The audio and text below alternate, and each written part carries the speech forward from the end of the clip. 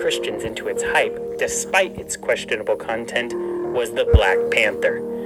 The movie glorified all kinds of pagan worship, with the main characters displaying the practice of juju, a spiritual belief system that incorporates objects such as amulets and spells in a religious practice, basically witchcraft. There was ancestral worship, for example, when the king's mother called upon the ancestors to bring back her son. Call upon the ancestors. Call upon past. I'm here with my son, T'Challa. Heal him. There was worship of the Egyptian goddess Bast. There was animal shape-shifting, like when the Black Panther changes into his animal form, which is also a form of witchcraft. There's necromancy, the practice of communicating with the dead.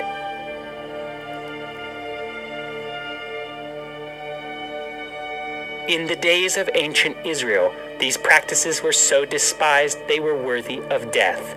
The Bible has very strong language to warn against these practices. Leviticus 20 verse 6 says, "And the soul that turneth after such as have familiar spirits, and after wizards, to go a-whoring after them, I will even set my face against that soul, and I will cut him off from among his people." No Christian wants to think that God would set his face against our souls.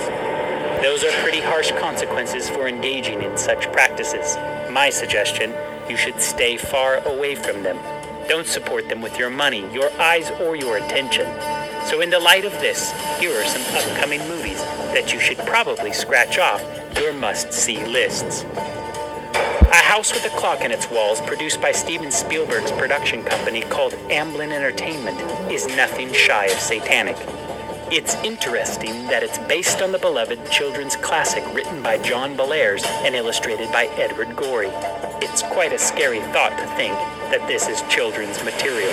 The writer of the Harry Potter series, J.K. Rowling, is back at it again with her newest occult agenda in the children's film Fantastic Beasts and Where to Find Them, Part 2.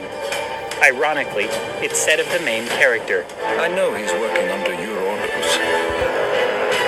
What do you have to say for yourself, Dumbledore?" If you'd ever had the pleasure to teach him, you'd know Newt is not a great follower of orders. I know someone else who's the king of not following orders. I also find it interesting that in the trailer for the film, it asks the question, who will be able to stand against the darkness? Are they suggesting that the only way to do so is to use witchcraft and wizardry? Might want to mark this one off your list as well, because my Bible tells me in Ephesians 6:13 that the only way to stand against the darkness is to put on the full armor of God. And when that evil day comes, you may be able to stand your ground. The helmet represents salvation. Jesus is your salvation. The breastplate represents righteousness. Jesus is your righteousness. The belt represents truth. Jesus is the definition of truth. The shoes are the gospel of peace. Jesus is the Prince of Peace.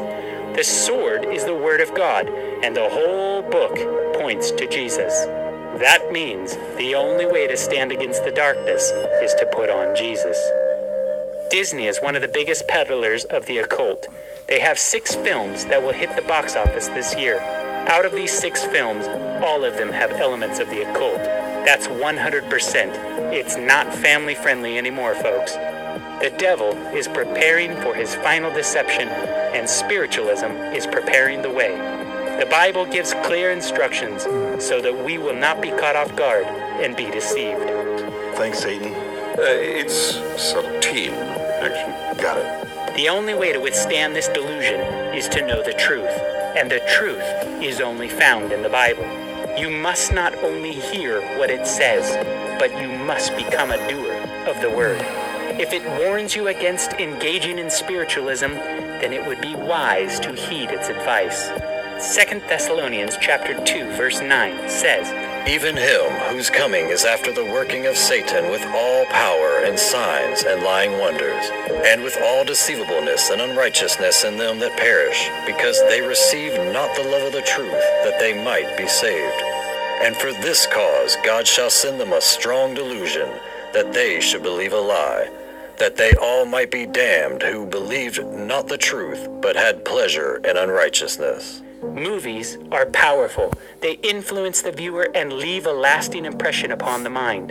1 Timothy 4 describes a group of people that once had the faith but left it because of seducing spirits. Don't fall prey to Satan's devices.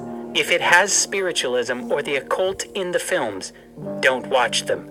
The world is getting darker, and it's only by the true light, which is Jesus, not the occult, will guide us through these trying times. I leave you with this thought from the Apostle John. John 3:19 says, "And this is condemnation, that light has come into the world, and men loved darkness rather than light, because their deeds were evil." Hey everybody, thanks for checking out our video. You know, we designed these LEDs to help you think about the spiritual impact that some of these films have upon your life. If you like this kind of content, hit the subscribe button below. If you want to help us produce more of this content, then check out our Patreon page. We've got a lot of cool perks there. And also, if you liked any of the B-roll clips, we got them from videomission.com. It's a cool new website where you actually can get some neat biblical reenactment footage, super cost-effective. Links in the description below. Check it out.